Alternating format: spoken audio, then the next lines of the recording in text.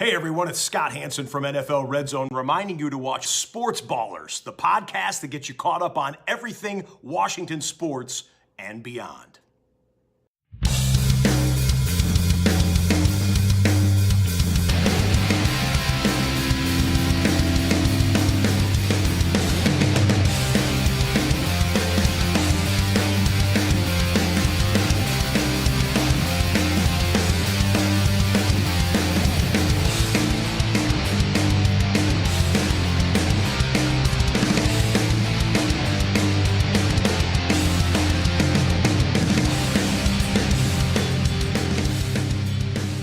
Hello and welcome to the latest edition of the Sports Ballers podcast. My name is Corey Puffett. I'm your host for this evening, joined as always by Eric Meyer and Evan Ash. How are you guys doing today?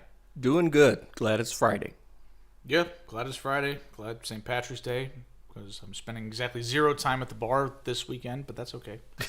Oh, okay. This is 3 straight weeks of Evan being here in person with us, which is fantastic. Yes. Yeah, I love After that. 3 straight years of living in Georgia. So, So tonight on the show, we're going to talk just a little bit of NBA. We're now inside of a month until the play-in games to determine the final field of 16. We've got a little bit of baseball news, particularly out of the World Baseball Classic. We're still in spring training mode. Not a whole lot to talk about on that front for our Orioles and Yankees, I don't think, unless there's just something that we have not put in the show notes. But we've got plenty to talk about with the NCAA Tournament now underway. We are 3/4 of the way through the first round, with UConn having just wrapped up their win against Iona as the end of the first half of games for today on the second day of round one. And we've got some NBA or NFL to talk about because it has been a very busy week in terms of free agency. has it though? It feels like a lot more recognizable names have switched teams during the beginning of this free agency period than I'm used to seeing. Obviously, every year free agency is kind of crazy. There's a lot of players, moving around, but the number of players that because they're fantasy relevant, because they're really good players, it just seems a lot higher this year. So we're going to talk a little bit about some of the major players and maybe a few of the minor players that are just kind of silly to note from each division. Let's start though with baseball and the World Baseball Classic. Oh. Team USA advanced from the group stage to the single elimination quarterfinals. They finished second in their pool to Mexico, and they will face Venezuela in Miami as the road team tonight. You can catch that starting right now, actually, on Fox. Did you guys watch any of the previous USA games? I watched the first game against Great Britain. USA, start off trailing, gave up a home run to somebody I'd never heard of. But I think they cruised to win. So I watched about 2 innings or so of the U.S. versus Great Britain game. I think that was the same night that Warriors-Bucks was going on. It was Saturday. Yeah. Corey knows because Corey was tuning in. Yeah. But yeah, I haven't really kept up with it because, there's a lot else going on, especially with the NCAA Tournament going on, things like that. But yeah, I'm glad the U.S. is seemingly, after they seemingly got trounced by Mexico, we're still able to come through the group stage and advance. So happy for them. Yeah. So the big thing to talk about from the World Baseball Classic, of course, is Edwin Diaz, who tore his patellar tendon, and it has raised a lot of vitriol on Twitter, people shouting about how Major League Baseball players should not play in the World Baseball Classic. I think this is nonsense. I'm not sure where both of you guys stand, so I'll open it up to either of you, particularly if you think that there's a case to be made for why Major League Baseball players should not play in this tournament. I don't think there's a really good case for it because they're doing the same thing they would be doing anyway, which is playing baseball right now. Like, the injury that he suffered honestly had nothing to do with baseball. He was celebrating a win, and I'm sorry. apologies to Edwin Diaz for the situation he's in, but Oh dear. I can't imagine that someone would sustain such a serious injury to a pretty uncommon ligament to injure playing baseball or even jumping around. The patellar tendon's tough, which this would suggest to me that there was something wrong here from the jump, and that this probably would have resulted in an injury eventually anyway. Like, this isn't what? Pun intended, huh? Something wrong. An from injury the jump. from the Yeah, jump. yeah. I've been doing that a little bit. This time it was not intentional. Like when I was making fun of Clay last week, that was 100% a layup. But yeah, it's an unfortunate accident that happened. But it could have happened with him going up the steps at his house. It could have happened him getting out of bed in the morning. Like these things are just unpredictable because we're talking about human bodies that don't always hold up when they're supposed to. And to blame the World Baseball Classic when this is probably the first notable injury that's come out of this tournament since its inception, and this is the fourth run or fifth run of it? I think it's the fifth Fifth. one. Yeah, so, I mean, this is not something that happens. And you go look at the Mets spring training, and 4 of their pitchers are dealing with injuries because of what happened in spring training. Because So what year is it then? Because like the Mets pitchers are always hurt with something. yeah, like this just feels like the Mets have been so beleaguered by injuries throughout their history, but now they have something they think they can blame it on that isn't just bad luck.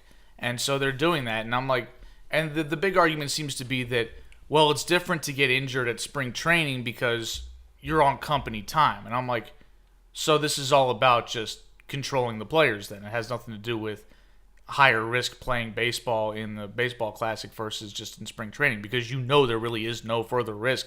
You just don't like the fact that this happened and you want to make an excuse and crap on something that you don't care about. Like, this is me type of stuff. This is typical New York stuff. And the Mets fans have loved to pretend they're lovable losers. No, they're just losers who root for the crappy team in New York. They're not lovable at all. They're just as New York as Yankees fans. Shout out to you, Keith Olbermann. You're among them. I'm not letting you off the hook. Oh, Jerry Seinfeld is a Mets fan. So I completely agree as well. You should be able to play in the World Baseball Classic if you're a Major League Baseball player. This is supposed to be fun, after all. Well, it's supposed to be fun, but it also is pretty serious. I mean, if you look at how other countries view this tournament, like, this is a really big deal. Yes.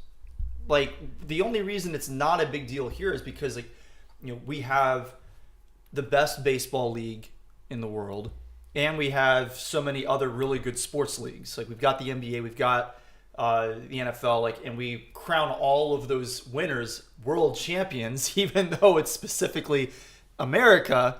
And so we kind of diminish our view of a lot of international sports. But this is a really big deal around the world, and I would like to win. I would like to send our best players to play in these kinds of tournaments. Mike Trout's in Team USA. As he should be. Shohei Ohtani's pitching for Japan and hitting for Japan. Throwing gas. Throwing 102 miles an hour. And I wish that Shohei was pitching for America, but you know what? He can pitch. He's not American. He's not an American citizen, and so, but he should be pitching in the World Baseball Classic because he's really good. Yeah, I think that's sort of the big thing, is that we see these sports leagues, because they are primarily based in the United States, that we see them as, this is America's version of baseball, and therefore an international competition doesn't really do it for us because we're seeing the same faces that we see playing Major League Baseball, playing for Team USA.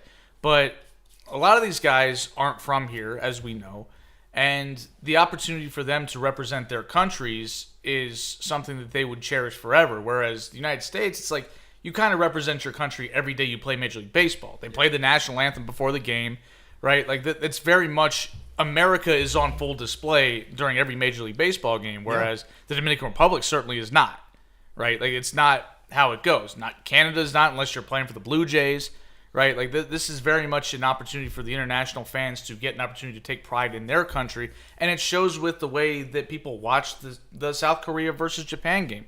60 million viewers tuned in for that. That's more than anybody's ever watched a World Series game. Oh, wow. Yeah, like that is a stat. Yeah. It is on record, and you can't tell me that Major League Baseball, who sponsors and basically runs this tournament, doesn't benefit greatly from having 3 weeks in March not be taken up by mundane spring training, but rather a really exciting international tournament that gets Japanese fans involved, that gets Cuban fans involved, all across the globe. It expands the reach of the league. So if you're talking about stuff like, well, the guys that are paying their salaries, they should be pissed about this. I'm like, no, because they want them to go out and do this. They want them to be ambassadors for the sport so the revenue can keep going up. Yeah. Yep. No, absolutely. Team USA's game is Saturday night, not tonight. Okay, so tomorrow night. Puerto Rico and Mexico are playing tonight. All the better. You can continue listening to us. You don't have to tune out now that we're done with our baseball talk. And I say this as someone who doesn't really care super much about the World Baseball Classic. Like, I tune in, but it's more exciting than spring training. But absolutely. Yeah. But I mean, and the thing is, honestly, if baseball said, you know what, we're gonna leave this for amateur players and things like that, it would still be really cool. Yeah. But that doesn't mean that it's straight up wrong for Major League Baseball players to participate. That's moronic. Like, it's whatever they want to do, and they collectively bargain for the right to do it, and everybody seems to like it. So keep cooking. Sorry, Mets fans, but y'all suck. There you go. And sorry, Edwin Diaz. Absolutely. So let's turn to the NBA. Clippers Warriors the other night. Another Warriors game that I tuned in for. Rashawn and I were watching. You watched a lot of Warriors basketball this week. Yeah, because they were on TV 3 different nights. They were, and I watched at least 2 of those games. I think I might have watched all 3, at least parts of all 3. Steph with 50 points on really efficient shooting, like super efficient. He was like 20 of 27 or 20 of 28, something like that at the end of the game. And the Warriors lost. They wasted it. Well, Steph doesn't score 50 if it's not efficient. Like, he's not going to take 40 shots. He's not Allen Iverson. Shout out to my boy, AI. But, sometimes you'd see how these things go where it's like, oh, he had 50 points. He took 42 shots. But, it was obviously a great performance by Steph. But they lost again. And we talked about this early in the season. This is the second time that he scored 50. And not only did they lose, they weren't really even in the game. Barely right? Like when Steph scored his 49th and 50th point on that floater, that cut the lead to 8 with like 3 minutes left. Like, yeah, you're in the game nominally, but you're not. It's not really close. And the same thing happened when they played the Suns earlier, and he scored 50. He was similarly efficient, and they were getting their asses kicked. And it's just like, I think I looked it up where I think there's been 22 50-point games this year, and the team's records in those games is 18-4. And Steph is 0-2, so he makes up half the losses by himself. And it's 18-2 outside of Steph's 50-point games, so not the best luck for him. But we've talked. Luck has nothing to do with it. This is your chance now to rant about why the Warriors still blew that game. Because they couldn't play any defense. I mean, they're too small. The roster construction is horrible. I mean, we've talked about this. I mentioned it a couple weeks ago when everybody was like, oh, the Warriors are on a 4-game winning streak. Look out for them. And I said, hold your horses. Let's relax with this. They got to still prove they can win on the road. And I still see too many flaws with this team and their roster. And namely, it's size. I mean, you can't go up against a team like the Clippers who have big players at the wings, who have legitimate centers that they can put on the floor. I mean, Zubats had 16 rebounds in that game. Russell Westbrook was eating on the glass.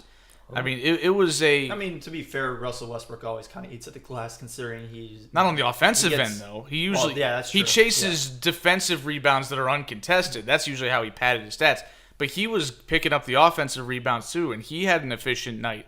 They were playing these 3-guard lineups, and I'm like, who's going to guard all these big guys, right? Like, who's going to guard Kawhi and Paul George when you have 3 guards on the floor? It's just not going to work. And who's going to get the rebounds when they actually miss the shots? And it seemed like the Warriors' strategy in this game was, okay, we don't have the size to basically stop their guys from scoring, so we're going to send doubles and make them hit threes. Well, 1, the Clippers can hit threes, and 2, wouldn't you want them... You shoot threes, right? And threes are worth more than 2. Duh. So you can make 2 threes and have it be as valuable as 3 twos. But that means you're missing 3 shots instead of 2. And given the fact that you can't rebound to save your life, that's 3 more opportunities for the other team to get the rebound for the same number of points on the made shots. Yep. So wouldn't it make sense to say, hey, let these dudes go one-on-one and maybe we get cooked, but don't give up a bunch of open threes and concede fewer offensive rebounds, and maybe we can win in a shootout? Because they were in position to hang in a shootout because Steph was going off. But it's not going to happen when you're giving up a bunch of threes and you're giving them a bunch of extra possessions. Yeah, Eric Gordon just kept making threes, and he kept getting wide open. Oh, yes. It's that can't happen. It's hilarious because Eric Gordon was a very good role player for the Houston Rockets about 5 years ago when the Warriors and the Rockets went head-to-head in the playoffs a bunch of times. They should know better, right? I realize he's older now, but he can still shoot. Yeah, and usually shooting does not diminish with age. It's your mobility. It's your defense maybe diminishes. It's your ability to create separation and things like that, and attack those closeouts when they actually come after you. You don't have to worry about that when nobody is guarding you. Yeah, when everybody's just we'll leave Eric Gordon by himself. I'm like, he's gonna make that, dude, in the same spot. And Russell Westbrook knocked down a couple corner threes as well. I mean, I feel like the disrespect they showed Russ was almost too much, right? From the corner, he can make those shots sometimes. Yeah, and when you the see shortest three on the floor. Yeah, and when you see him knock down one or two, it's like, okay, maybe we should change up and not have Draymond completely sag off of him if he's in the corner. But they stuck with their plan, and their plan sucked, and they lost. Yeah, other issues that evening for the Warriors, Draymond didn't play particularly well. Jordan Poole, as usual, was not very good, and more importantly, Klay Thompson had kind of an off night shooting. Yeah, Klay was a little bit invisible in this game. Yeah. But Klay's, like I said, Klay's been great for pretty much since Christmas. So you can't give him too much of a knock. He's always been a little bit of a streaky shooter anyway. Yeah. But the bigger issue again was Draymond. He doesn't have the same. He's still a really, really good defender. I'm not suggesting that he's somehow a bum now, but he used to be able to basically single-handedly anchor a defense even against teams with size. Mm-hmm. It's at the point where he can't do it all by himself anymore. He needs a little bit more help, and the Warriors desperately could use just another guy who's 6'10" or taller to go get some rebounds to just take a little bit of that strain off. And then his dumbass got teed up, so he's going to be suspended for, I believe they play tonight. I think it's tonight against the Hawks, and that was the most winnable game on their road trip. We talked about the make-or-break road trip for them. And I'd argue it's still winnable, but less so without It makes Draymond. it way harder, and if they lose, then they go play Memphis tomorrow night on a back-to-back. They're not winning that game, so you got to win tonight. Nah, Ja's still suspended. Really I didn't put him think? on the notes because I should have mentioned him. He's been suspended for 8 games, including time served, which is preposterous, and I find this all to be... Time served? Yeah, exactly. What time did he serve? When he stepped away from the team and went to counseling. But to me, that's not part of a suspension. That's his own choice. Yeah, that was his choice to step away from the team so that he didn't get suspended for the rest of the year. And now that we're on that topic, I guess we'll talk about it a little bit. He's been acting a fool, apparently. Yeah, absolutely. And I find this whole... almost this reintegration of him, since he's being talked about like a criminal in the sense of time served. I guess we'll continue down that path because he was certainly acting like it, beating up 17-year-olds and flashing firearms. But he took 12 days off in Miami, and somehow that makes him a reformed citizen. Somehow he's back.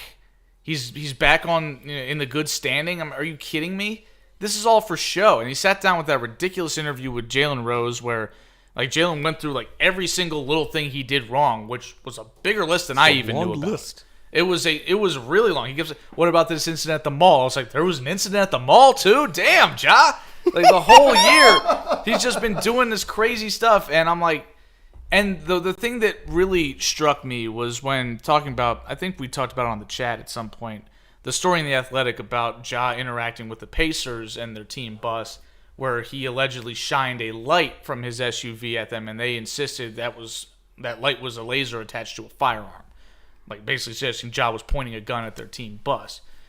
And when Jalen Rose asked him about that, Ja didn't say, I didn't do that.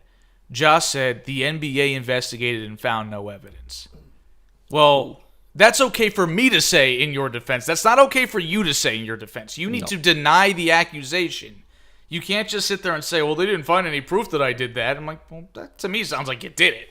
Sounds like they need to look a little harder. Yeah, I mean, I find this to be ridiculous. I've griped about Ja before, about how it feels like he's a little bit coddled because he's electric. He's fun to watch. He dunks on people or tries to dunk on everybody all the time.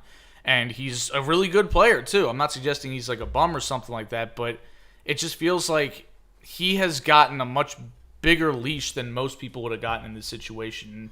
Maybe it's a case where Adam Silver's the kinder, gentler machine gun hand in this case versus David Stern, who would have just kicked him out of the league, basically. But it feels like this wasn't good enough. Yeah, no, not at all. All right, so the other thing to talk about this week in the NBA discussion is the MVP race. Last week we talked about this, and Eric, you were sort of lamenting that it looked like it was going to be Nikola Jokic again, winning the MVP in probably the year that he, I guess you kind of argued that this might be, I think, if I understood correctly, you were arguing that this is sort of the year that he probably deserves it most out of the years that he would have won it if he does win it this year, but that it just goes against precedent for the NBA to give it to him. I talked about how LeBron never won 3 in a row. Yeah. Steph never won 3 in a row and wasn't really even considered when he could have won a third one. Michael Jordan, Kareem Abdul-Jabbar. Yeah. Right? So that has... when we spoke last week on the podcast, I think Jokic was like minus 200 or something around that number. He was still a very heavy favorite. He was a pretty heavy favorite. Earlier this week, I think it was after the Warriors-Clippers game, I was watching SVP on SportsCenter afterwards, and he showed that it had come down to like minus 150 or something like that for Jokic, and then it was I think Embiid was like plus 130, and it was definitely tightening. Yeah, Giannis was like plus 170 or plus 160 or something like that. Well, now Embiid has basically pulled up to roughly even odds. He's trading at even odds to win the award, which I guess should make him the favorite over Jokic, considering the recent precedent of players not getting 3 in a row. Well, and he's at even odds against the whole field. It's not like he's one up against Jokic. Because Jokic is at plus 160 now. So he's decidedly an underdog at this point. And I think a big part of it is what I talked about, where people are like, well, damn, man, like if you're going to give it to him 3 years in a row, there better not be a comparable candidate. Like it's got to be a sure thing. And another thing happened. People started getting on the internet and rabble-rousing about this, and not just complaining about Jokic winning a third one in a row because they don't think he should, based on precedent. They started showing his defensive lowlights, which were numerous. People were pointing out just how ineffective he was as a defender in the paint. Well, admittedly, I don't watch a lot of his games, but when I do, I feel like he just kind of stands around a lot. He does. He's not a good defender at the center position. And so people started taking a look at that. And more importantly, I think the Nuggets started losing a bunch of games. And a big part of the reason why is because their rim protection, their defense sucked. And so I think certain media members started looking at this and saying, oh boy, we were willing to give him a third one in a row because it looked like the Nuggets might be able to win the West, but do you trust him to win the West when that's the best effort you get from him on defense? Or is he going to end up like the Clippers and the Suns are on pace to play in a second round matchup or in a first round matchup at a 4-5? The winner of that series would play the Nuggets, assuming they don't lose to the 8 seed, which they probably won't. Mm-hmm. Do you trust the Nuggets to beat a Suns team if Kevin Durant's healthy? No. I don't. Do you trust that they'll beat the Clippers? No. Not really, right? Like, no, I don't really believe in the Clippers as a champion, but against the Nuggets, that could be a doozy. Yeah. I mean, so I think people are looking at this and saying, well, the Nuggets, the team that we thought was a surefire winner of the West, given the way that everybody else is kind of bumbling along, suddenly they're starting to bumble along a little bit too at the wrong time. And people are like, we can't give this guy 3 MVPs in a row if he's not even going to make the conference finals any of those years. Just like I said last week, it's insanity. And so it seems like people are like, okay, well, Embiid's actually been really awesome too. And he plays defense, right? He stuffed Ja Morant at the rim. He owned Nikola Jokic in a head-to-head matchup, and people don't forget stuff like that.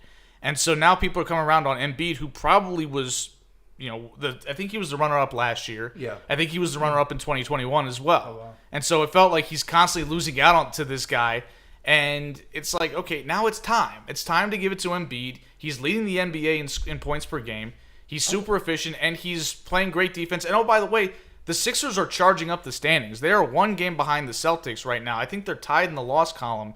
They are right there with the Bucks. They could potentially be a 2 seed. And with the way Boston's playing, I wouldn't count them out to maybe make a run to the conference finals and maybe even have a shot to win the East. They're playing that well. So, Embiid's definitely earned the award if it ends up going to him.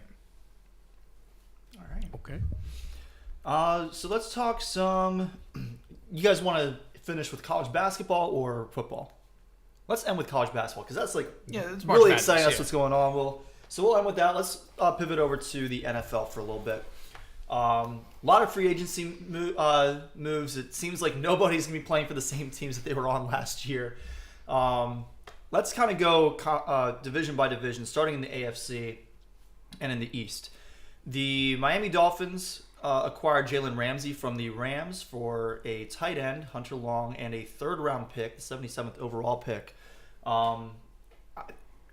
I really enjoyed the press conference where Jalen Ramsey was introduced, where he basically said, "Yeah, coach is kind of weird. Not that there's anything wrong with that. He seems like he's a real dude. Like he's not, there's nothing fake about him."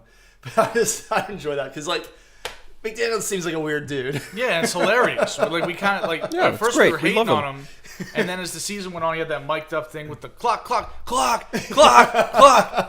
Nice. It was so goofy and endearing that we kind of got on his side. Plus, we thought he did a decent job coaching the team. Yeah, he wound up doing pretty well overall. It was his first year, so you can excuse some of the early hiccups if things get righted and. They made the playoffs. They made the playoffs despite all easy to forget the issues with Tua and his concussions. They still made the playoffs. So that's a pretty good pickup for their defense. Already a very talented defense, some really good players, very opportunistic, forcing a lot of turnovers for the past several years. So that defense gets better. The New England Patriots added James Robinson, Juju Smith-Schuster, and Mike Gesicki. Mike Gesicki's probably a non-factor. He has been a non-factor for the past 2 seasons in Miami.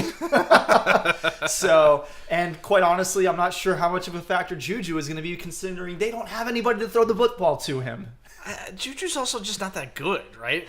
He put up great numbers when he had Antonio Brown drawing attention. But since then he's Antonio Brown draws a lot of attention. And he put up decent numbers for a little while, immediately after Antonio Brown shenanigans got him booted out of Pittsburgh. But Pittsburgh found better receivers. It very quickly diminished, and he was okay in Kansas City this year. But again, he was one of several mediocre wide receivers, and he had Travis Kelce taking a lot of attention away from him. Yeah, it was. Mahomes is awesome. It's a case of they didn't have good receivers, and they still decided not to bring him back. Yeah, right. Yeah. So the more interesting pickup out of this group is definitely James Robinson, undrafted free agency from a few years ago, who broke out with Jacksonville. This year wound up taking a back seat to my boy. Travis Etienne. Yep, ETN, baby. And with Damian Harris out in New England, that leaves a pretty big void at the running back position. So will be interesting to see how James Robinson does there. The other big thing out of the AFC East, the Jets and Aaron Rodgers officially mutually like each other. Oh. I sat through a half hour of McAfee just to find out. Why did you do that? Because I wanted to hear it from his mouth himself. From the horse's mouth. Why? Exactly. What are you listening to the horse for?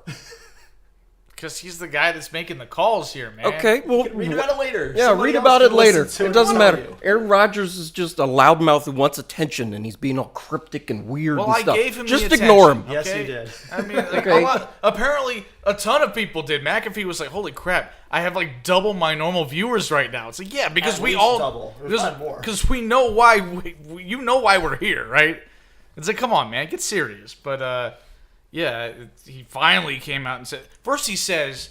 I'm not here making an announcement or anything like that, and I'm like, he's immunized. I'm like, and he's the reason why it was his typical Rodgers cat and mouse nonsense, where he says, "I'm not making an announcement because the decision has already been made, days ago," and I'm like, but you're still telling us, it's dude. It's still an announcement because other people don't know. Yeah, and so the timing of when decision is made does not matter. In terms of defining it as an announcement, what matters is when the decision is announced to the general public. That's when you make it official. But of course, the awkward part is he can't make anything official because the team has to trade him. Yeah, the Packers are still in control of the situation. If they're not getting the compensation that they feel they deserve for him, then they're not going to pull the trigger on this, and they're going to hold him hostage. This sounds like a complete clown show and perfect for the Jets somehow, right? Like it just fits. I also love how he sat there and he said that the main reason why he is breaking up with the Packers, if you will, was because after he went into the darkness or whatever, like Star Trek or something like that. How about the bottom of the ocean? Send him down there. Yeah, he said that the Packers weren't as keen on bringing him back after he got done his hippie retreat or whatever. And, so that kind of led him to say, all right, well, then I guess it's time for us to go our separate ways. Well, AJ Hawk, which I didn't know this because I never actually watched McAfee, AJ Hawk is a co-host of the Pat McAfee Show. Mm-hmm. And for those who don't know, AJ Hawk was a longtime Packers linebacker. I think he's the He's the franchise leader in tackles for the Packers. Oh wow, I didn't know that, but I do remember him now as a linebacker. And so he played the very tail end of his career. He played in the early Rodgers years. They won a Super Bowl together. But AJ Hawk's loyalty was AJ Hawk healthy for that Super Bowl though? Because I remember the Packers defense was just riddled with injuries. I think they had 15 players on IR for that Super Bowl. And then Charles Woodson broke his collarbone in the game. In the Super Bowl, yeah. But AJ Hawk has loyalty to the Packers more so than Aaron Rodgers, right? Mm-hmm. So he kind of asked him a pretty basic question. He says, yeah, well, what happened if the Packers had just been just as gung-ho on bringing you back? Would that have made things different? And Aaron says, not really. And at which point Hawk started to, push a little bit and started saying, yeah, but you just said that was the impetus for you wanting to leave. Right. So, and then Aaron was like, well, I'm going to explain it. And then so McAfee intervenes and says, let him answer the question. And then answer it. And then he never really did. And Hawk just kind of backed off because McAfee yelled at him. And I was like, okay. Hard-hitting journalism right there. Right. Did you gracious. There's a reason why McAfee is where Aaron goes. It's because that's his buddy. Because he knows he's not going to. He's not Walter Cronkite. I mean, let's get serious. Yeah, I'm so tired of Aaron Rodgers. The darkness retreat and the ayahuasca and the immunized and the Jeopardy. His foot up on the. And then also his wish list for the Jets. Oh, the Jets went out and got one person from his wish list already, Alan Lazard. But apparently he wants them to get OBJ, who wants $20 million a year and has not played football in 18 months. It's a Super Bowl, 2 years. He wants Randall Cobb, who. All right, fine. I mean, Randall Cobb played okay this past year. He's not great. Busted. You can probably get him pretty cheap, But you have to give rid of somebody else. Mercedes Lewis, who I did not know was still in the league. Yeah, I think he's the first tight end ever to play an 18th season in the NFL. He just exists. I mean, the funny thing is, Rodgers wants all the guys that he insisted weren't good enough and that the Packers weren't giving him enough support by having him around, right? Like these are the guys that's like, oh, you're sending me out there with Alan Lazard and Randall Cobb and Mercedes Lewis. You went another draft without drafting a wide receiver. Yeah. Mercedes Lewis, the guy that grasped the ball early in the 49ers game a couple years ago. And so Aaron just said, I'm not passing to anybody but Devontae Adams. But now he's saying, bring all the guys that I immediately gave up on in a key playoff game, put them on my new team, or else I'm not going to come. Almost makes me wonder if he just wants to have something he can complain about. Yes, that's what's going on. It's very possible. He's making a production out of it. It just doesn't make any sense. And I apologize to my mom if I'm listening. I know my mom loves Aaron Rodgers, and we're kind of dragging him right now. But he kind of deserves it, right? He definitely deserves it. We give him credit when he's earned it, but he's acting a little. He's earning this too, like a diva. So at his peak, he was the best quarterback probably in NFL history. Mm-hmm. No. He was when he was at talented. His peak, yeah, he was great. No, he was great. Best quarterback ever. No. 2011 season, that was incredible. No. But yeah, Aaron, please just shut up and go away. I'm done. Let's move on to the AFC North. If we must. Yes, we must. Boys. The Bengals signed Orlando Brown, which I think is a pretty good pickup for them. They've been needing offensive line help to support Joe Burrow for a couple of years now, and they're finally getting a pretty good player to provide some protection for him. The Steelers signed Patrick Peterson, which Patrick Peterson is not as effective as he once was. Certainly not at the level of Jalen Ramsey at this point in his career. For 12 years. But he's still got some talent, and I'll be interested to see what he can do in that system that Mike Tomlin runs in Pittsburgh. Main team to talk about a little bit is your Ravens, Evan, because this past week they put the non-exclusive franchise tag on Lamar Jackson. I don't remember if they had already done that before our last podcast. I think we talked about that. But what's been kind of interesting this week is that several teams have come out and said, "Oh, we're not interested in bidding on him," which basically means that his choices are to hold out or to play on this tag for a year. This is utterly ridiculous by everybody, right? Lamar included. Okay, I worry that Lamar's not that bright of a guy. So, why don't you have an agent to deal with all this stuff? So there's that. And then there's the Ravens who are executing a cop-out by just having the non-exclusive franchise tag so other teams can bid and set the market so they don't have to do it. But, of course, nobody's actually doing it. But then the other 31 teams are like, no, we don't want Lamar Jackson. We'd rather have Desmond Ridder or Sam Howell or didn't Taylor Heineke get signed somewhere? Falcons. Yeah. Like what is happening here? What is going on? Sounds like collusion to me. I said but it last week. Apparently there's no collusion at all. So, like we're supposed to believe that. Yeah, and part of it is also the fact that I guess in addition to the hefty contract that Lamar would demand, you also would have to cough up 2 first-round picks to Baltimore for the services of Lamar Jackson at that point, which to me is worth it because he's Lamar Jackson. Worth it than if, like, for the Jets, if they're being told they're going to need to give up 2 first-round picks for Aaron Rodgers, a guy who's 40 and not as good. A is 40, B is not as good at this point in his career, and C might play this year and then decide to not come back. Like, we don't know if he's going to play multiple years again. Another thing you said on McAfee, you said that before he went into the darkness, he was 90% retired. Well, anybody that says I'm 90% retired is basically retired. It means that even if which would suggest that after this year, he's probably going to be retired. He's quiet quitting. How many times did we hear Tom Brady say anything of sorts of, I need some time to think about it? Once, 1 year where he said, okay, well, I don't know, maybe I'll... And then he retired and he came back.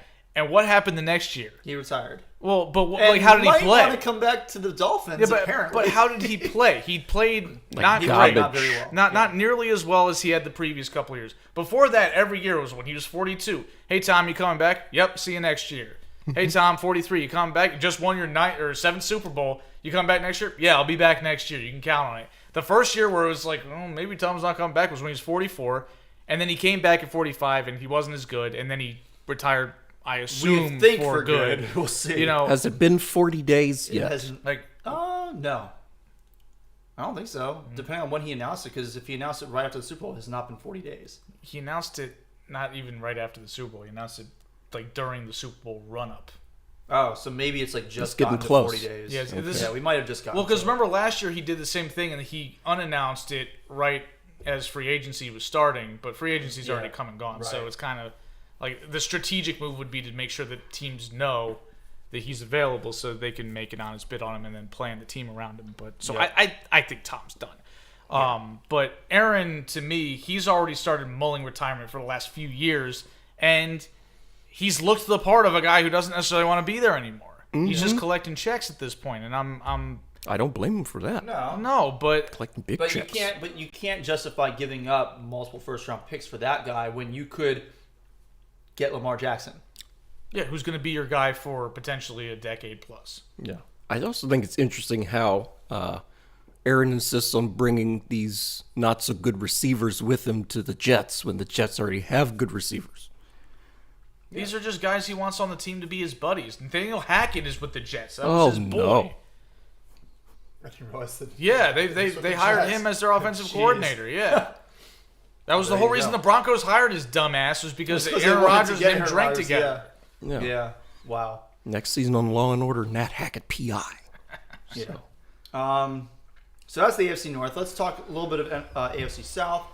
The Texans added Robert Woods and they added Case Keenum. We assume that's not really going to be meaningful at the quarterback position because they're likely going to get somebody like Stroud. That's who we all have. We'll see what the Panthers do with that first pick. But now they'll have Robert Woods and they'll have Brandon Cooks, and Brandon Cooks will presumably have a decent quarterback throwing him the ball finally again. It's been a while for him. That's a decent quarterback or a decent receiving tandem there. Yeah, it's Cooks not bad. and Woods, yeah. You know, they're both getting a little bit up there in age, and Woods has had some injury issues recently, but it seemed like he stayed mostly. He was with the Titans this past year, right? And I think he stayed fairly healthy. It just the Titans attack wasn't very good. Yeah, I mean, they just, So we didn't really hear a whole lot from him this year. But like he was really good in LA. It was last year before he got hurt, right? He got hurt in the middle of their Super Bowl season. Yeah, because that's why they went and got Odell. Yeah. So, yeah, I mean, that's not a bad tandem there.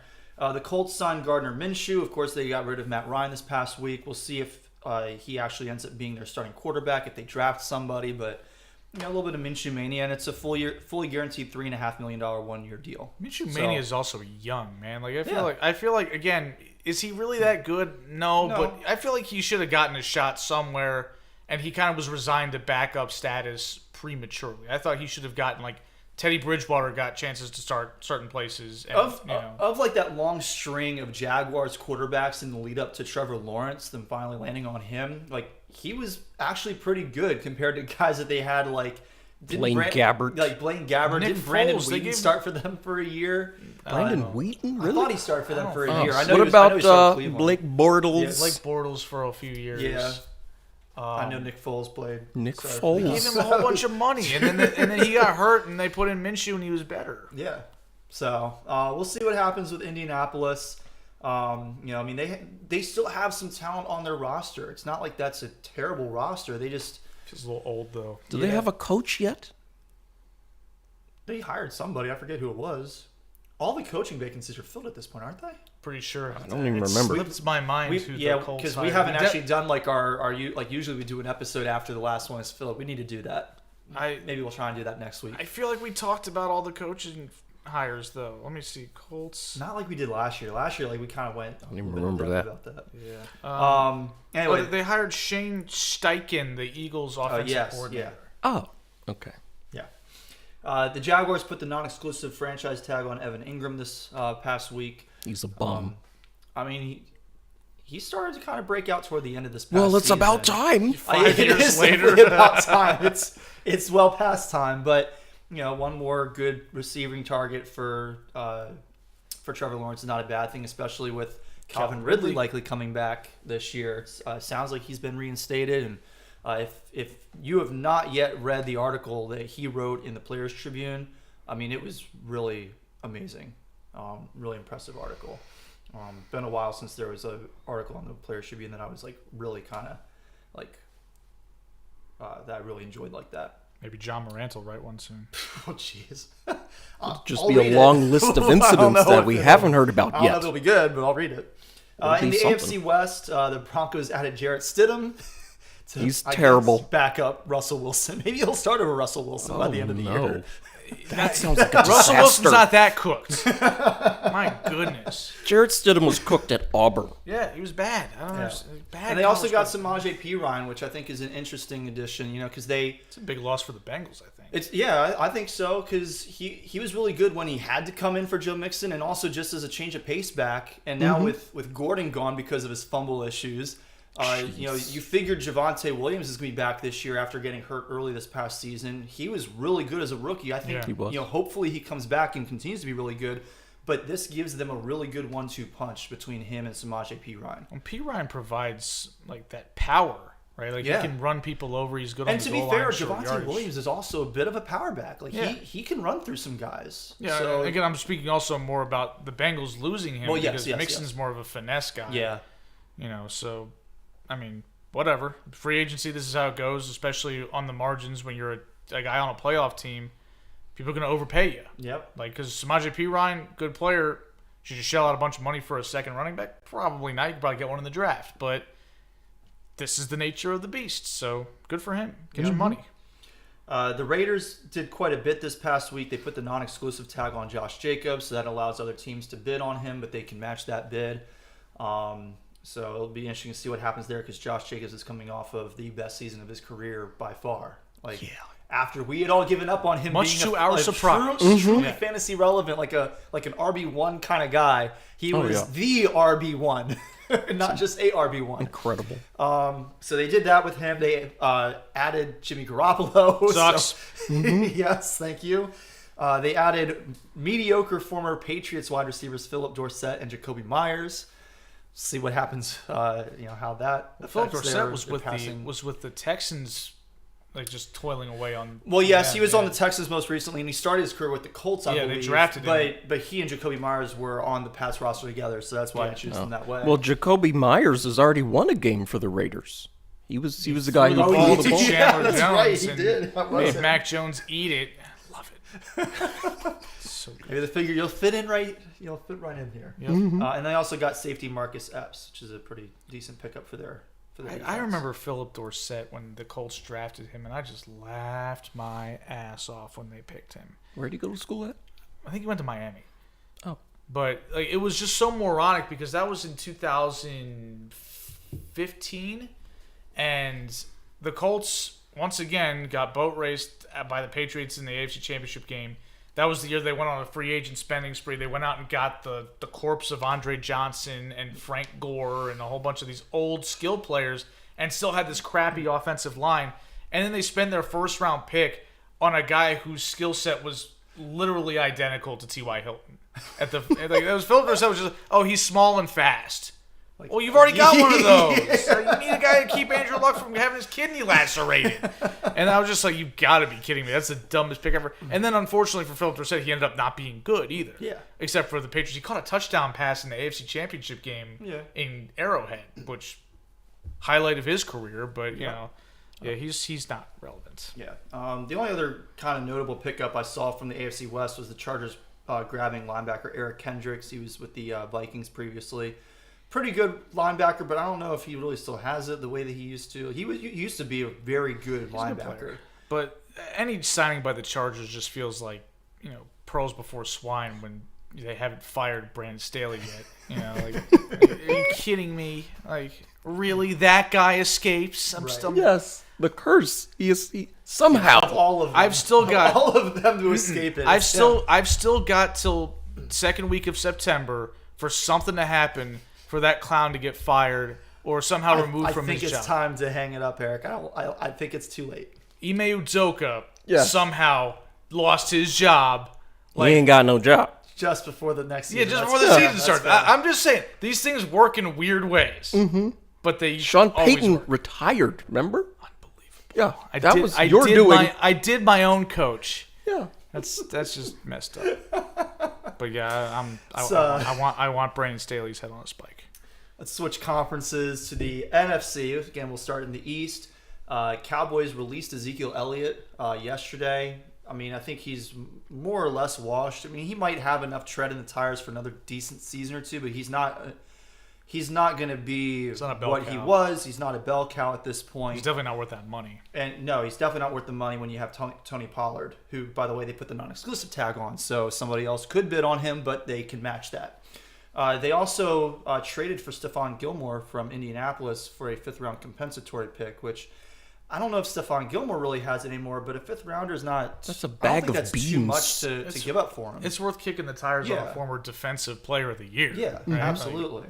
Like he's a Super Bowl hero. Like that's a guy that you're willing to give up a fifth round. That was Matt Patricia. Especially considering you're not bringing him in to be your number one cornerback because you have a really good defense already. You just need to fill in some of the gaps and support the guys you already have on that defense. So I think that's a decent pickup for them. Yeah. The Giants re-signed Danny Nichols to a 4-year deal. They added Darren Waller in a trade for a third-round pick. They had the number 100 overall pick. So. Darren Waller had some injury issues this year, but when he's healthy, I think he's still a really good tight end. And he went to Georgia Tech. And Daniel Jones likes to throw to the tight end when he has a decent one to throw to. So I think that's going to be a pretty good matchup, pretty good pairing there. They also added my boy, Paris Campbell. Ugh. I don't know how much that one moves the needle for their offense, but hey, it's kind of exciting, I guess. It's not, for actually. For me, at least. It's thoroughly unimpressive for the rest of us. Yeah. And they placed a non-exclusive tag on Saquon Barkley. So a lot of players getting the non-exclusive tag this year. The Eagles added Marcus Mariota, which I think is a pretty good addition as a backup to Jalen Hurts. I mean, Well, they've got a similar play style. yeah, so similar that play makes it style. work. So if Jalen Hurts gets hurt, they don't have to completely switch up the playbook for him. Obviously, Marcus Jalen Mariota was Hurts- not good this past year. He was a bum. He should be relegated to backup duties. But He should be relegated out of the league. What are you talking about here? Okay, if Jalen Hurts goes down, if he gets injured, they're screwed. They can forget it. Okay, It's over. Yeah. they're done. So it doesn't matter at who the least they can backup continue to quarterback run is. their offense. Find Nick Not very Foles well, somewhere. but they can still run. Oh, they can run their offense right into the ground. I don't think Marcus Mariota is squatting 650 pounds. So, Hell just no. saying. Who else in the league is? I don't Maybe think Marcus Derrick Mariota Henry? is squatting 250 pounds. So, That may be true too. Yeah, The Marcus Eagles Mariota. also he's got not- Rashad Penny. seems kind of whatever. Yeah, I mean, So Rashad Penny is a crowded shown backfield flashes anyway. at times, but it's not that great. And I you feel know. like they clearly were they're going to willing have an move off. RBBC this next Yeah, year because they they gave lost up Miles Sanders. Yeah, and the other guys were good too when they came in the game. Like the backups didn't miss a beat. Yeah. So I'm sure that Rashad Penny will be a part of that. Will probably be a three-headed monster. It'll be much more even next year. So if you're in a fantasy football league and you're looking at those Eagles running backs, I might steer clear because you're not going to know who it's going to be. This is going to be Fantasy the football. old It's Bill March. Belichick Patriots again. The Washington Commanders gave Jacoby Brissett a one-year deal. I think it's a really smart move by the Commanders. I don't know if it's a great spot for Jacoby Brissett, but he at least has some weapons in Terry McLaurin and Jahan Dotson. Washington's not a good spot for anybody. No, and that's really why I said I'm not sure if this is a great. Well, and location Brissett's for being brought in Jacoby with the Brissett. intent of backing up Sam Howell. Right, Which is was absurd. bizarre. I'm I don't think that's gonna convinced last. that it's not going to last. Me too, because I think Sam Howell's And a bum. that's kind of how I'm like, that's kind of how I'm rating this. Is I think it's a smart move by the Commanders because it gives them a guy that they can very quickly move off of Howell to, because I think that they're going to have to do that. If they don't, this entire coaching staff is going to be gone. They should be including gone Eric already. Bieniemy. I mean, Ron Rivera should have been fired and, told, take your whole staff with you, all y'all are gone. and they should just give him Bieniemy the job. And it's right by the airport, so they can just get out of town quickly. I don't get this for Jacoby because it's like, why would you go to a team where you're going to sit behind somebody who's worse than you? But, maybe that was the best opportunity. And again, I think we all agree. But Washington at some point is going to have to make a real earnest attempt to go get a franchise quarterback. Like, you've got to draft somebody eventually. Yeah, you can't keep just putting a one-year Band-Aid on this. And you can't say stuff like, hey, our 5th round pick, he looks like the real deal. Come on. If you thought he was the real deal, you would have drafted him before the 5th round. Yeah. Like, sometimes you can get surprised, but you got surprised. Like, Tom Brady surprised people. But they haven't even been surprised because Sam Howell hasn't done anything to surprise That's my them point. yet. They're acting like he's going to be impressive because of what they saw in practice, which sounds like a bunch of crap. That's because it is. Yeah. We talk about practice. We are talking not a about game. Not a game. In the NFC North, the Bears signed Robert Tonyan. And, of course, last week we talked about them getting DJ Moore in that package deal with the Panthers for the number 1 pick. Is Robert Tonyan still good? No. I feel like It's hard to really say, I think. He's not going to be good on the Bears. that's probably true. We'll see. Do they still have Meanwhile, Cole the Kmet? Bears lost. Probably. Yeah, I think they still have Cole He's Kmet. not that good either. No. No. Bunch of not good They players. also lost David Montgomery because David Montgomery has signed with the Lions to replace Jamal Williams, who reportedly was offered a disrespectfully low contract offer.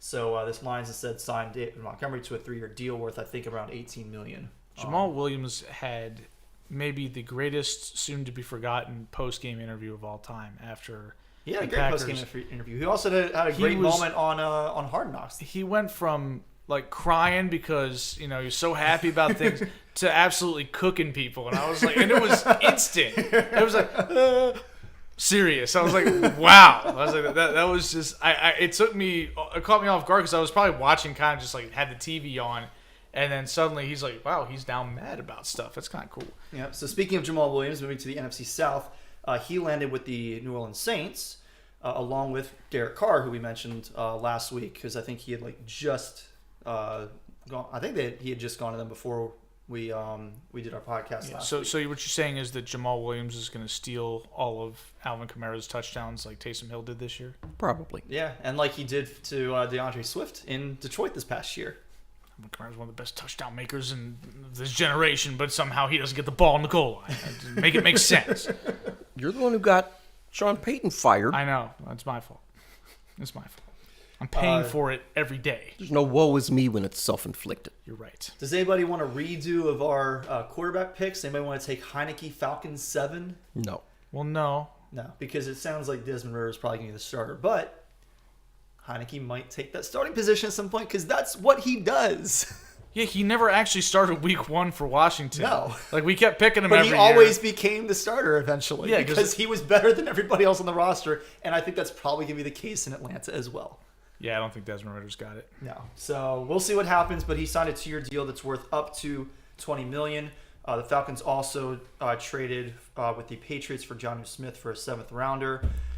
All these guys that just exist in the NFL and don't do anything, and you just keep hearing their names pop up. Like Jonnu Smith. I'm like, Well, he was the guy who came in and actually played pretty well after Delaney Walker got hurt in Tennessee a few years ago. Yes, a few years ago, and then he went to the Patriots, And didn't do anything. and for now them. he's just with the a That's what Falcons. Patriots End of players story. Yeah. That's what Patriots players do now. The Panthers, last week, again, we talked about the number 1 pick. The expectation seems to be that they're either going to get Bryce Young or Will Levis with that pick. Whose expectations is Will Levis? Apparently, a Mine. lot of people coming out of the The woodwork. after what the combine said that the Panthers really liked Will Levis. Oh my God! And are Like I considering said him. they would on So, this podcast. Yes, you did. You did. Yeah. He's So we'll tall see and what white and a happens there. man's man and all that kind of stuff. He puts mayonnaise in his coffee or whatever. Yeah. He eats brown bananas with the peel on. Like what? Did we learn nothing from Zach Wilson? Falling in love with combine or pro day performances is moronic. Watch the game tape. He can't play. Well, it might just be what the Panthers do anyway. So we will see. Look And at their go practice right ahead. facility. Go Eric right would be ahead. okay with that because guess what? His team is in their division. My team right now looks like they're going to win the South. And they have no business winning the South because they suck. Yep. This is hilarious. So other players that the Panthers signed this past week, they got Andy Dalton, who will likely be the backup to whoever it is that they draft guy on just day won't 1. go But away. yeah, another guy won't go away. They got Miles Sanders, who was very good this past year for the Eagles, and I think In that system.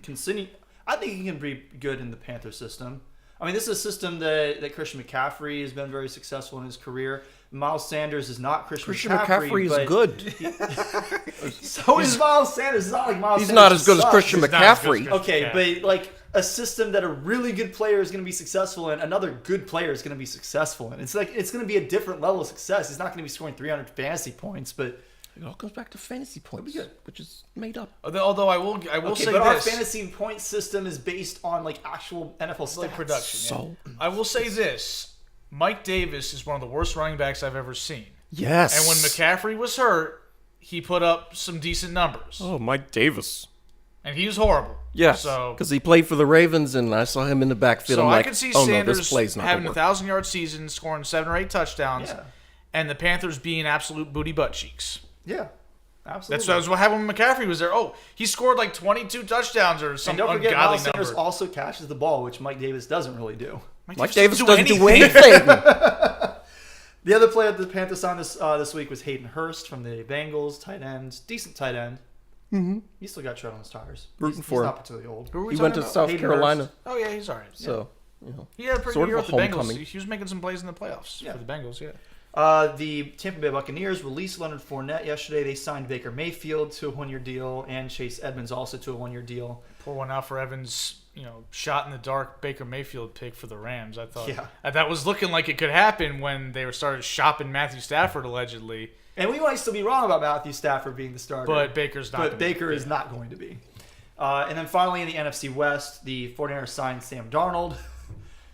Whatever. How does this guy stay employed? he's And also the big Seahawks, and white. Why do they need him? They've got Brock Purdy and Trey Lance. Yeah, I don't know. I guess just another trunky warm coastal body. kid, according to Colin Coward. Yeah. What? And basically, nothing really significant happened in the NFC West among those teams because the only other thing I had to point out was that the Seahawks re-signed both Geno Smith and Drew Lock. Why did they Drew Lock re-sign is in the Drew league? Lock? Who knows? For his So, rap sing-alongs or something? some notable free agents: Dalton Schultz, Odell Beckham, Marcus Peters, Ezekiel Elliott, our boy Rodney McLeod, not Evan's boy, but DeMatha guy. Devin Singletary is a free agent. Jarvis Landry, Julio Jones, who is at this point probably washed, but we'll see. Kareem Hunt is currently unemployed. I mean, he's still got a lot of talent. Jerick McKinnon is the guy on this list, and I'm curious. Yeah, about. Damian Harris, who I'm not sure how good he is. Our guy Nelson Aguilar. Terrible. Unlike Aguilar. And then, yes, Jerick McKinnon is kind of the guy that I'm most interested in because he's got a lot of talent. He's just bounced around a lot. And he just had an awesome season. He did. He had like 9 touchdown catches. Yeah. So, a lot of guys currently available, looking for work, and could potentially make a difference on a team. Maybe not long term in most of their cases, but definitely at least a very good role player. So Farley Dickinson is beating Purdue right now in a 16-1 matchup. Love it. That's pretty interesting. And on Love that it. note, let's pivot to the NCAA Tournament. Really exciting first day yesterday. A lot of crazy games, a lot of crazy outcomes. It's been a good first half of day 2 of the first round. Let's talk about University of Virginia. Yes. Once again, unceremoniously bounced from the NCAA tournament. Early. Yeah. Happened in 2014 in the Sweet 16. Happened in 2015 in the second round. 2016, the Elite Eight. Not too bad. I mean, Elite Sweet Eight is 16 's pretty respectable. good. Sweet 16 is, acceptable. 2017, second round. 2018, of course, the infamous only time in history that a 16 seed has beaten a 1 seed. UMBC bounced Virginia. Shout out Labradors. UMBC rolled Virginia in that game. They won by 20. Yeah. So. 2019, they were a favorite, and they, actually made it to the national championship game. Congratulations to them. They have won lost. a tournament game since. 2020, they did not make the tournament. There was no Or tournament. there was no tournament. That's right. 2021, they were bounced in the first round. 2022, they didn't make the tournament. No. And 2023, they make the tournament as a 2 seed. They And were they lose, or a 4 seed, sorry, yes, as a 4 seed. And they lose to Furman. I'd never heard of Furman, so I had heard of Furman because I think it was my sophomore year at DeMatha. We took a cross-country trip down to Furman to run a race down there. We took a train down. The only Furman I had heard of was Mark Furman, who was the racist detective in the OJ case that resulted in I was going to say OJ. George Furman. Well, Well, somebody on Twitter posted a picture of one of the Virginia players looking just dumbfounded after the game. It was like the last time that somebody made that a Furman made somebody look like this was the OJ Yeah. trial. Oh, dear. Yeah. So Furman, they are the Furman Paladins of the Southern Conference. Huh? Sounds like some Lord of the Rings thing. Well, I kind of assumed that they were some sort of like a knight, which I guess they kind of are. Yeah. Greenville, South Just a very Carolina. specific one. Paladins refers to the knights of Charlemagne's court who were men of courage and daring, persons of outstanding worth or quality who are firm in support of some cause or objective. And yesterday, that cause or objective was defeating Virginia and bouncing them again from the tournament. So this is Well done. Furman's first appearance in the NCAA tournament in 43 years. Good Lord. They said they want to stick around a little longer. That's good. Yeah, good for them. Other results, of course, we had the 2 seed that did lose yesterday was Arizona against Princeton, the Ivy League's very own. Yes. How? Because Arizona always blows it too. They do blow it a lot. Poor Biden. He's no Obama. Biden had Arizona winning the whole Why? thing. It's Jover. It's Jover. Yeah. No, that was a dumb bad. pick, Mr. President. That was bad. This is really, really bad Yeah, stuff. that was really bad. Arizona. Yeah. Could have told him not to pick them. Although Jay Billis had Arizona in the Final Four. Somebody in our tournament, or in our bracket challenge, had Arizona. One person. Owls fan 954. I don't know who that person is. They didn't put their name on it. I think it's just a do random them like that. Just call listener. them out on the podcast. Just be like, Well, he picked Arizona to win, and he's the only person so far who's lost as champion. that's too bad. He Nobody in or our she. group picked Virginia. Whoever this person is. Yeah. So looking at our bracket challenge real quick, congratulations to our 6 contestants who are tied for first right now with 190 points. They've got 19 correct picks so far, with 8 games still left to go final, including this Purdue game that is currently early in the second half with them trailing by 1. Marco, my wife's brother-in-law, stepbrother, sorry. Stephen April, Janelle, August, Mary Greer, and Shannon. They are all tied for first currently in our bracket challenge. So congratulations to those 6 individuals. Eric currently is tied for 10th. Jeez. Yeah, out of 28. There's 28 people in this okay. challenge. So I'm in the upper. Yeah, you're doing pretty good. And Evan, you are currently alone in last place, Oh, wonderful. while my wife and I are tied with 3 other people, second to last place. When I sat down, I was tied for last. Yes. Well, So let one me- game has gone final. And of since course, we I got started. that wrong. Yes. Well, does this account for like lost future points, or is it just no. So okay. this is just Up current to the points. minute. So that's a good point. Let's take a look at max points available, which unfortunately, for whatever reason, ESPN does not allow you to like press a button to sort it that way. It seems like that would be pretty obvious. Like you can sort the number of points for each particular round. Yeah. But you can't sort max points, really. Oh. So it looks like Well, I'm near the bottom in that too. So somebody can get 1,850. So the person with the most max points right now is Rashonda's stepbrother, Marco. There's also somebody on here who has a max points of 1,840, which is Richard L. I'm not sure who Richard L. is, but if you're listening, congratulations. You are in second place as far as the most available points. Or Pretty sure I know the who best, Richard L. is. the second best potential total. no. Anyway, do you think you know who it is? Yes. Oh, who? Richard Leversit. Oh, okay. Well, Well, congratulations to those guys who are currently beating all of us into submission. That doesn't mean anything. Yeah. yeah, we don't know anything. What I do know is the Terps won. Yes. First game of the day, man. Terps won twice already. Let's talk about the Lady men. Terps, yeah. First game of the first round against pretty decent opponent. Yeah. It's an 8-9 matchup, so you're not going to get an easy one. No. I mean, West Virginia, typically in the NCAA tournament. Does pretty well. Yeah, Maryland played them back in 2015 in the second round and didn't win. So And it did not look good early yesterday because No. they couldn't have gotten off to much worse of a start. Maryland has had issues with slow starts this year when they're not at home. And they turned the ball over like 7 times in the first 6 minutes or something. Pretty ugly Jeez. stuff. Yeah, it was not a very good start for the Terps, but they settled down, started getting Juju Reese involved a little bit more. Yep. Juju Reese. Yeah. I still call him Julian, but he's now going by Juju. Yeah, no, Reese Don't played like- really don't well love it, yesterday. but- Jameer Young played pretty well yesterday. I think Young yesterday was a little finished bit of pretty an well. off day for him, but he finished Yeah, pretty well. he had the nice pass to Reese on the teabag dunk that he had. No. Yeah, so that was pretty excellent. And Dante Scott, who I've been critical of for much of the year, had a pretty solid game.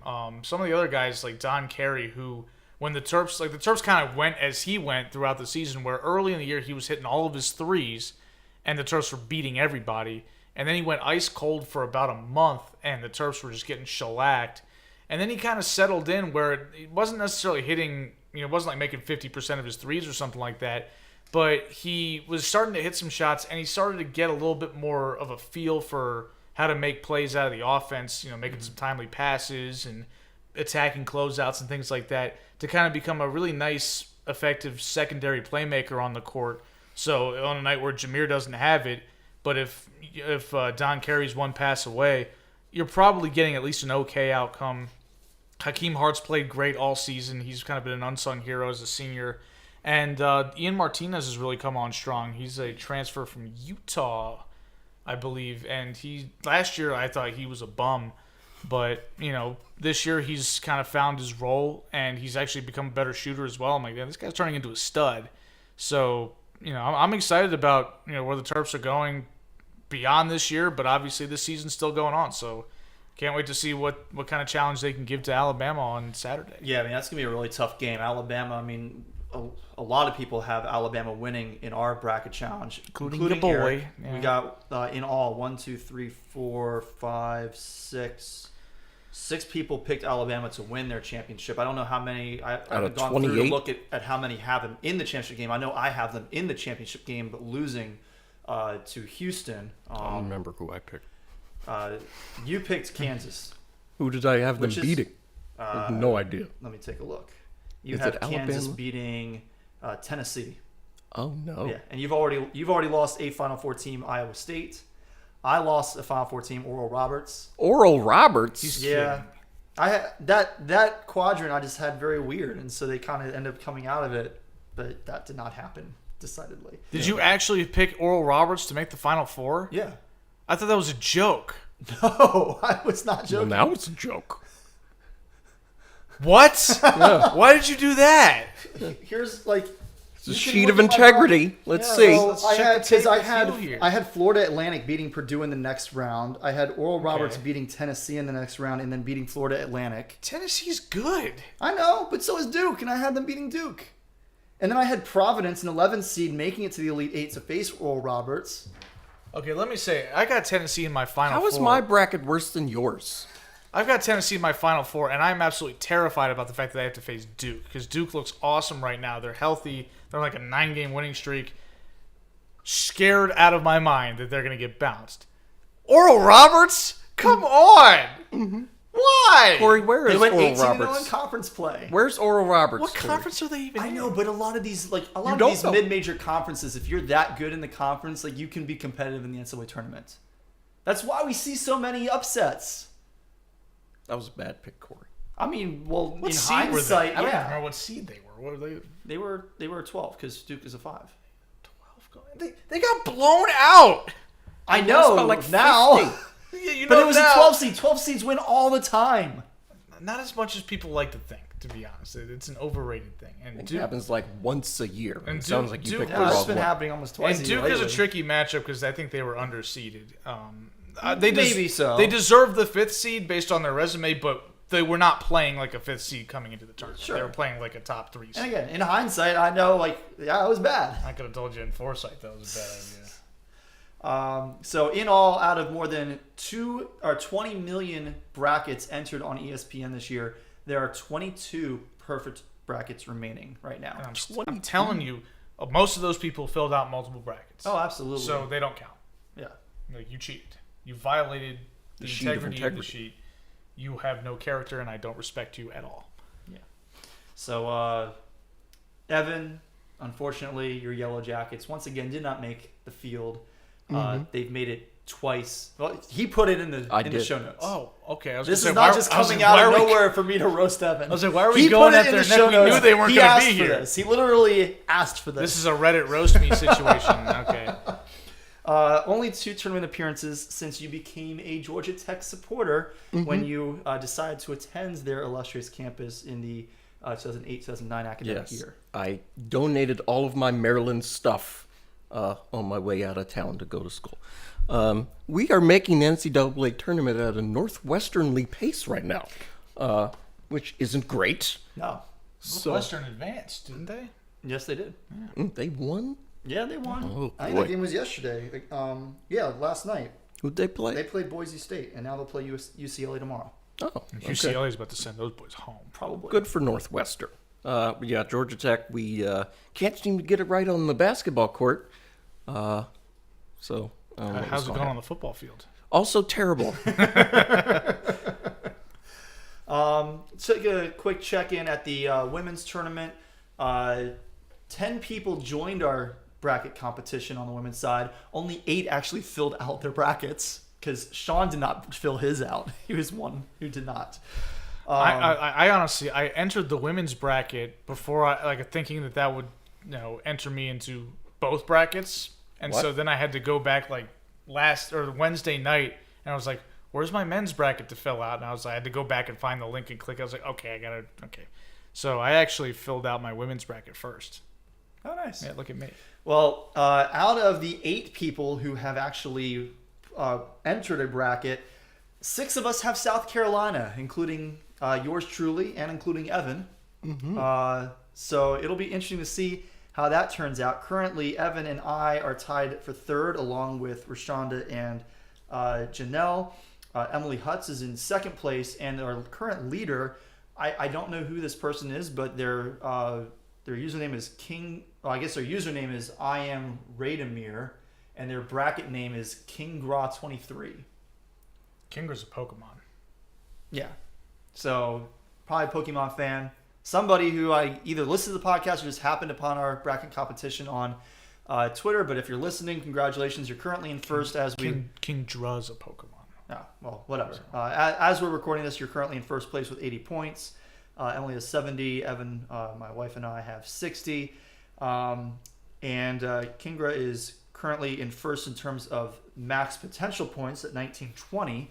Evan, you, me, Rashonda, and Janelle are tied at 1900 as far as potentials. The 2 people who did not pick South Carolina to win are Rashonda, who picked Stanford, and Eric, who picked Maryland. Go Terps! I love the confidence. I have them losing to Notre Dame because we always seem to lose to Notre Dame in the tournament. It's felt so painful every year. After I watched Maryland put it on Iowa in person, I was like, this team could do it. I think they could. I hope they do. I would love it. I would love to be wrong in this case. But it also does not help that they are in South Carolina's bracket, and South Carolina's really, really good. Of course, but I'm a homer, so yeah. Well, there you go. They were going to have to go through South Carolina to win eventually, anyway, probably. But now they definitely have to do it. That's what I'm saying, though. So. And don't worry, Georgia Tech didn't make this tournament either. I figured if I lose the ladies bracket challenge really badly because I picked my school to win, I'm not going to take any shame in that. Yes. Go Terps. So quickly, we'll run through our Final Four since we did not we didn't do a show earlier this week to go through our whole brackets. Eric, your Final Four is currently still intact on the men's side: Alabama, Tennessee, Houston, and UCLA. My Elite Eight is still intact, if I'm remembering correctly. You've got Alabama, Baylor, Houston, Xavier, Tennessee, Kansas State, Kansas, and UCLA. Yes, your Elite Eight is still intact. And you've only lost Virginia and Arizona so far from your Sweet 16. So that's pretty good. Yeah. It's very good. I'm doing all right. Yeah. Evan, your Final Four is Alabama, Tennessee, Iowa State, who lost today to Pittsburgh, and Kansas. Iowa State in the Final Four? Yes, you did. I did? Me? And Iowa State is the only Elite Eight team that you are currently missing because you have Alabama, Baylor, Houston, Northwestern, Kansas, Tennessee, and Michigan State. Northwestern? Yeah. They're going to get rolled by UCLA. Probably, but, What's going on? That's why it's called an upset, when things don't happen the way you expect them to happen in the tournament. And it happens all the time. Yeah. It doesn't happen. You seem upset, Eric. It's happening right now. It's crazy. Final Roberts in the Final Four? My Final Four was Alabama, Oral Roberts, Houston, and UConn. My Elite Eight: Alabama, Arizona, who got bounced, Houston, Texas, Oral Roberts, Providence, UConn, and Gonzaga. So we'll see what happens there. On the women's side, Eric, we'll once again start with you. Your Final Four is Maryland, Iowa, Indiana, and Ohio State. So you're really liking the Big Ten. You're like, what's his name out here? Who is apparently the only person who picks Maryland to win, Andy Katz. I mean, to be honest, by the time I got to the fourth quadrant I was filling out, I was like, okay, if I can put a Big Ten team in here and I can rationalize it, I'm going to do it. And Ohio State was right there, and I was like, they're a 2 seed, put them in. Are they? Well, I'm sure Farron appreciates that. Ohio State's a 2 seed? Farron doesn't care. Are they a 2 seed or a 1? Did Ohio State even make the tournament? I thought they were bad this year. Ohio State is a 3 ladies. seed. Ohio State is a 3 seed.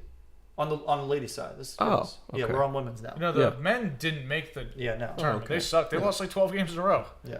That's why I was confused. Your Elite Eight, also currently fully intact on this side as well. South Carolina, Maryland, Indiana, LSU, Stanford, Iowa, Virginia Tech, and Let's Ohio face it, State. my bracket Of course, is... it's also only halfway through the first day of the women's. And my bracket is entirely contingent on Maryland pulling this off and knocking out South Carolina. Yes. This is how I win. if that doesn't happen, I'm toast. So, Yes. you know. And currently you are tied for last amongst the people who actually filled out a bracket. Awesome. Yeah. So, again, this is how I win. If Maryland pulls this off, I'm going to win. Evan, your Final Four is South Carolina, Iowa, Villanova, and UConn. Pretty good Final Four there. Your Elite Eight is intact. South Carolina, Notre Dame, Villanova, LSU, Louisville, Iowa, Iowa State, and UConn. In fact, your entire Sweet 16, again, not too big of a surprise. It's still intact because we haven't finished the first full day even. And then my bracket, my Final Four for the women is South Carolina, Stanford, LSU, and UConn. My Elite Eight, South Carolina, Notre Dame, Indiana, LSU, Stanford, Somebody. MTSU, which is Middle Tennessee State. Tennessee State. That's kind of a big upset to have them go that deep. South Dakota State and UConn. So that's my Elite I think I Eight on picked the South women's side. Dakota State somewhere. The Jackrabbits. Yeah. I mean, they're a 9 seed. It'd be a lot for them to beat Virginia Tech, though. Virginia Tech's women's team is pretty good. So those are our brackets. Continue to follow our bracket challenge. If you have entered it, we will continue to track it and give shout outs as We fall further and further behind. yes, as we fall further and further behind the rest of you. So keep an eye out at the end of the second round, at the end of the weekend. We'll post something on our Twitter and Facebook pages with the top scores so far in those challenges, and we'll of course give another shout out next week when we are in the middle of the Sweet 16. So that does it for our topics, unless there has been any late breaking news. Has there been that you guys have seen? No. I don't think so. We'll see what happens with this Purdue game. We're not going to hold on to the end of it. They're still about halfway through the second half, but it's not looking Farley particularly Dickinson's great for them. hanging around. Farley Dickinson is doing quite well. Although Purdue Might have our second ever 16 seed victory. I mean, I don't think that's going to happen. I don't but think so either. Purdue's starting to assert themselves from the times I've turned my head to look Yeah, around. they're up 5 now. Okay, so we'll see what happens. All right, so then that's pretty much going to wrap it up for this week's show. This has been episode 232 of the Sports Ballers Podcast. If you enjoyed our show tonight, be sure to hit that subscribe button on whatever podcast platform you're listening to, or if you are listening live, smash that subscribe button, hit the bell icon on YouTube so that you're notified anytime that we go live. You can also follow us at SportsBallers18. We typically don't announce our podcast until the day of, but if you follow our show, then you'll always know sometime the morning of our show that we're planning to go live, and you can try and fit us into your schedule if you are so inclined. Any YouTube comments? No YouTube comments this week. We did have a few listeners though. Oh, wow. You can follow us individually on Twitter. I'm at Corey Puffett. Eric is at Quagmire67. Evan is at Evan_Ash13. In addition, we're always happy to take mailbag questions week to week. You can send those our way either on our social media, or you can email us, thesportsballers@gmail.com. You can find this podcast in addition to wherever you're listening now. We're live on YouTube. It always stays there after the fact. We're on Apple Podcasts, Spotify, Google Podcasts, and Amazon Podcasts. Before we get out of here, any shout-outs? I don't have any. I can't think of anybody. Eric? Yeah, some melancholy shout-outs. Rest in peace to Bud Grant, who passed away, I think, earlier this week. And also rest in peace to Dick Fosbury, who, for those of you who don't Fosbury Flop? Fosbury Flop. Really? Yes, he passed away. Oh. And a late rest in peace to Lance Reddick. He's Yeah. an actor, for those of you. John Wick. John Wick. He starred in The Wire as well. Yeah. Really awesome actor. Just great, did a great job in everything that he was in. And died at 60, so pretty young. So Yeah, not an old guy at all. Yeah. So, Yeah, rest in peace to all those individuals. My shout out is actually the shout out that I was going to make last week, and I said on the show I was going to remember as soon as the show ended, and sure enough, I remembered as soon as the show ended. Shout out to Craig Mazin and Neil Druckmann, the showrunners for The Last of Us, as well as, of course, to Pedro Pascal, Bella Ramsey, and all the other amazing actors who made that show possible.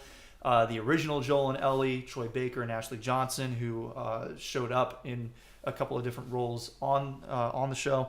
The Last of Us season 1 was phenomenal. I was super excited when I heard about the show. I was also simultaneously very nervous because I love the game, even though I've never actually played either game completely through. I've watched the playthroughs of both part 1 and part 2 numerous times, and I'm very familiar with the stories. A couple of my favorite stories from any medium. So I was really nervous about the execution, and the execution was phenomenal.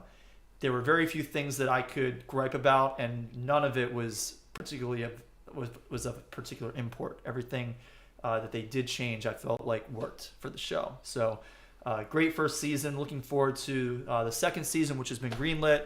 Hopefully it doesn't take more than 1.5 years or 2 years to get out, but whenever it comes out, I will be glued to my seat watching every single week. All right, on that note, let's get out of here. For Eric and for Evan, I'm Corey Puffett. This has been the Sports Ballers Podcast. Tune in next week for episode 233, and until then, take care.